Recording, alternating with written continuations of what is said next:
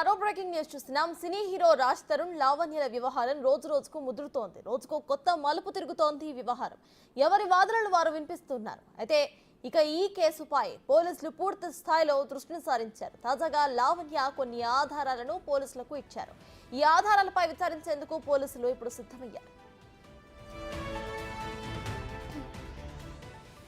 రాజ్ తరుణ్ పై లావణ్య తీవ్ర ఆరోపణలు చేస్తోంది. రాజ్ తరుణ్ తనను వాడుకున్నాడని, అబార్షన్ చేయించాడని లావణ్య ఆరోపిస్తోంది.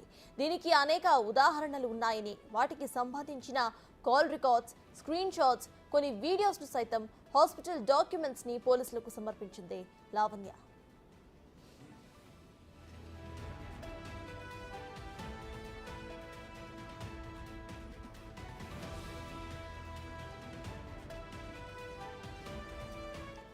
లావణ్య ఇచ్చిన ఆధారాలతో నార్సింగి పోలీసులు దర్యాప్తు చేస్తున్నారు. రాజ్ తరుణ్ ను విచారణకు పిలిచేందుకు నార్సింగ్ పోలీసులు సిద్ధమయ్యారని తెలుస్తోంది. ఇక మరోవైపు లావణ్యపై మాల్వి మల్హోత్రా కేసు నమోదు చేసింది.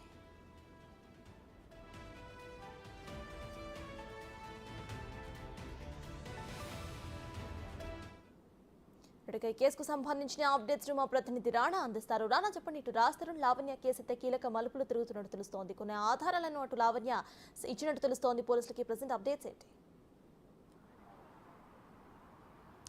రాజ్ తరుణ్ లావణ్యని ఎప్పుడు కలిశారు, వాళ్ళిద్దరికి పరిచయం ఎలా అయింది, దాంతోపాటు 2010లో రాజ్ తరుణ్ లావణ్యకి ప్రపోజ్ చేశాడని కూడా లావణ్య చెప్తుంది. అయితే నిన్న ఇచ్చినటువంటి కంప్లైంట్లో కొన్ని అంశాలను కూడా ఆమె తెరపైకి తీసుకొచ్చినటువంటి నేపథ్యం ఏర్పడుతుంది. ఎందుకంటే పలుమార్లు నన్ను శారీరకంగా కూడా వాడుకొని అబార్షన్ చేయించాడు. అబార్షన్ చేయించినప్పుడు ఆ హాస్పిటల్కి సంబంధించిన బిల్స్ కూడా రాజ్ తరుణే చెల్లించాలంటూ కూడా ఆమె కంప్లైంట్ ఇచ్చింది. ఇదే అంశాన్ని కూడా ఎఫ్ఐఆర్ కాపీలో ఇప్పుడు పోలీసులు పొందుపరిచినటువంటి నేపథ్యం ఏర్పడుతుంది. ఇప్పటికే రాజ్ తరుణ్ పైన, అలాగే మాల్వి మల్హోత్రా పైన, అలాగే మయాంక మల్హోత్రా, ఎవరైతే రాజ్ తరుణ్ ఎవరైతే మాల్వి మల్హోత్రా సంబంధించిన బ్రదర్ ఉన్నారో వారిపైన కూడా 3 సెక్షన్స్ కింద నార్సింగ్ పోలీసులు కేసు నమోదు చేసినటువంటి పరిస్థితి కనపడుతుంది. A1గా రాజ్ తరుణ్ ఉన్నాడు, A2గా మాల్వి మల్హోత్రా, A3గా మయాంక్ మల్హోత్రా ఉన్నట్టుగా పోలీసులు నిర్ధారించినటువంటి పరిస్థితి కనపడుతుంది. ఎఫ్ఐఆర్ కాపీలో కొన్ని అంశాలు కూడా పరిచారు. 2010లో రాజ్ తరుణ్ ప్రపోజ్ చేసిన తర్వాత ఇద్దరము అవకాశాల కోసం మేము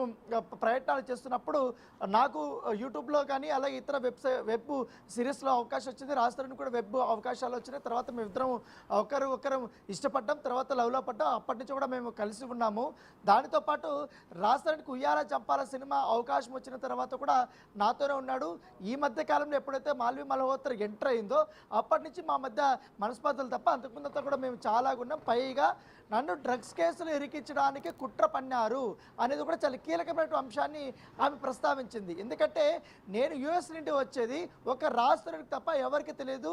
నేను ముంబైలో దిగిన తర్వాత డైరెక్ట్గా హైదరాబాద్ ఎయిర్పోర్ట్కి వచ్చాను. అక్కడి నుంచి డైరెక్ట్గా నేను ఇంటికి వెళ్తున్న సమయంలో పోలీసులకి ఇన్ఫర్మేషన్ ఇచ్చి అక్కడ నానా హంగామా చేసి నేను డ్రగ్స్ నా దగ్గర లేకపోయినా కూడా ఉన్నట్టు క్రియేట్ చేసి నన్ను అరెస్ట్ చేయించారంటూ కూడా ఆమె కొన్ని అంశాలు కూడా చేశారు. దీని వెనకాల మాల్వి మల్హోత్రా అలాగే రాజ్ తరుణ్ ఉన్నారు. వాళ్ళ వేధింపులే నేను తట్టుకోలేకపోయాను, అందుకే నేను ఇంతగానం నేను ఫైట్ చేస్తున్నాను కూడా చెప్తున్నారు. ఎందుకంటే రాజ్ తరుణ్ తనను పెళ్లి చేసుకుని ఇద్దరం ఒకటే ఇంట్లో ఉన్నప్పటికీ కానీ ఇదే విషయం వాళ్ళ పేరెంట్స్కి మా పేరెంట్స్కి తెలిసినప్పటికీ అనేక టూర్లు కూడా నన్ను తీసుకెళ్ళాడు. నా మెడలో కూడా నల్లపూసల దండ కూడా ఉన్నింది, కావాలంటే మీరు చూసుకోండి అప్పట్లో అంటూ కూడా కొన్ని ఫోటోగ్రాఫ్స్ని లాయర్ సమక్షంలో ఆమె చూపించినటువంటి పరిస్థితి ఏర్పడుతుంది. అయితే ఇట 2 రోజులకు ముందు రిలీజ్ అయినటువంటి ఒక ఆడియో గురించి ఆమె స్పందించింది.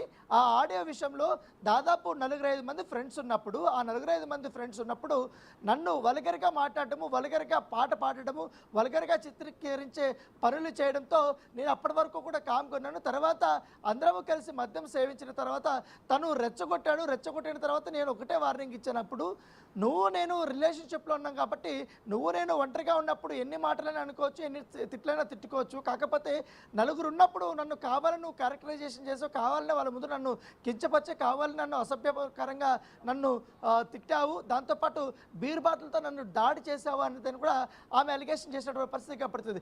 అప్పుడు ఆ కోపంలో నేను తిట్టినప్పుడు నువ్వు కూడా చాలా తెలివిగా దాన్ని రికార్డ్ చేసి కొన్ని ఎడిట్ చేసి నీ వర్షన్ మాత్రమే ఎడిట్ చేసి ఒక యూట్యూబ్ ఛానల్కి అందించడం పట్ల ఆమె ఆగ్రహం వ్యక్తం చేసింది. దానిపైన కూడా ఇప్పుడు డిఫమేషన్ కేసు వేయడానికి సిద్ధమైనట్టుగా మనకు సమాచారం అందుతుంది. సో ఏదేమనకని అనేక కీలకమైనటువంటి మలుపులు తిరుగుతుంది. ఇప్పటికే రాజధాని పైన 3 సెక్షన్స్ కింద నమోదైంది కాబట్టి అతన్ని ఇవాళ కానీ రేపు కానీ నాసిక్ పోలీసులు విచారణకు పిలిపించే అవకాశం ఉంది. మరోవైపు రాజధాని మాత్రం గత 3 రోజుల నుంచి కూడా ఎవరితోనూ టచ్లో లేడు. అతను లీగల్ టీంతో కూడా మాట్లాడుతున్నట్టుగా మనకు సమాచారం ఉంది.